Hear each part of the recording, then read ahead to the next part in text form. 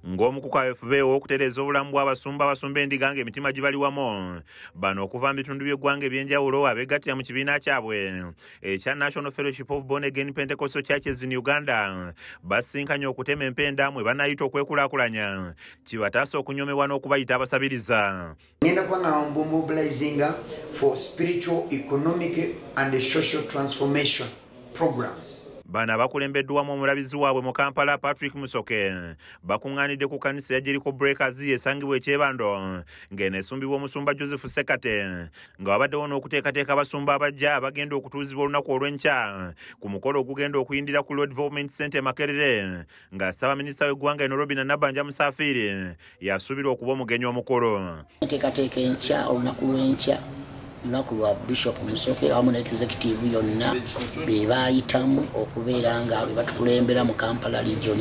Akanisa gali okumpi mu kanaana kakati kijja kwongera obumu era tukubiriza buli musumba okubwegattamu nti ne bwebanga gavumenti yonna kyokoze bajja kubaako basobola okuba essimu n'ogenda omuntu wammwe. Abasumba bano babanguddwa ku ngeri y'okwewamu ekitiibwa n'engeri y'okozesaamu obulungi emitimbagano nga beewala ebibaweebula kubanga kino kiraga ekifaananyi ekibi eri abantu. Misuse the media. We are not people of the world, we are people of heaven. Let's use media very carefully in spreading the gospel of the Lord and sending the good news to our people that can bring people together for the unity. Bwe kituuse ku buweereza bano bakuutiddwa okwewala obwannakyemalira bagabana obuyinza n'abalala kibayamba okuumya bye batandise singa Katonda aba bajjuludde mu bulamu bw'ensi.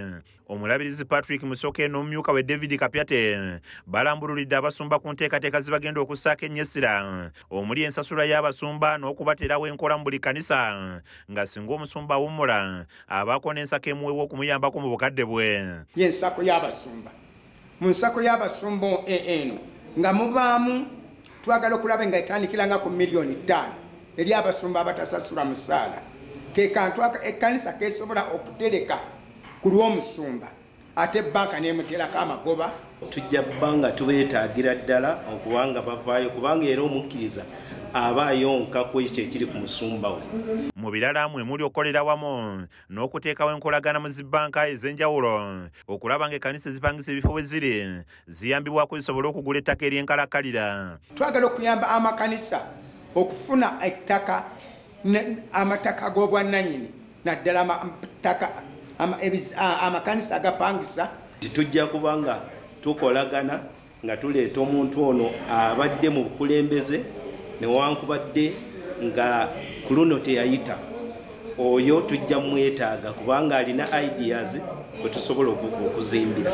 Omusumba Joseph Sekate ayogedde ku bumu n'ebyo abasumba bye bakoze mu ggwanga ebitandise okuzibula gavumenti amaaso nti nabo mpajulwaga mu ggwanga ng'asabye abasumba banne okugenda mu maaso okukola ebiyamba abantu. Balina eddoboozi bannaddiini bali bumu boogera bumu balina omukulembeze waabwe omu yayogera ne kiwulikika bo babasaamu ekitiibwa naye ffe tubadde tugayibwa ku mulundi guno gwokka tugenda kuba ddoboozi limu tukolere wamu tusse kimu ne Katonda anakka n'omubiri gwa Kristo gunaabeera wamu ate ekisinga byonna eggwanga ligenda tegeera amaanyi g'obulokole ate basobole n'otusika n'otusembeza ne mu puroguramu ez'amaanyi tuzibeeremu twongereyo obwakabaka ate n'ebyenkulaakulana. Kizza Peter yakusakidde eggulire lino ku KSTV agaleero.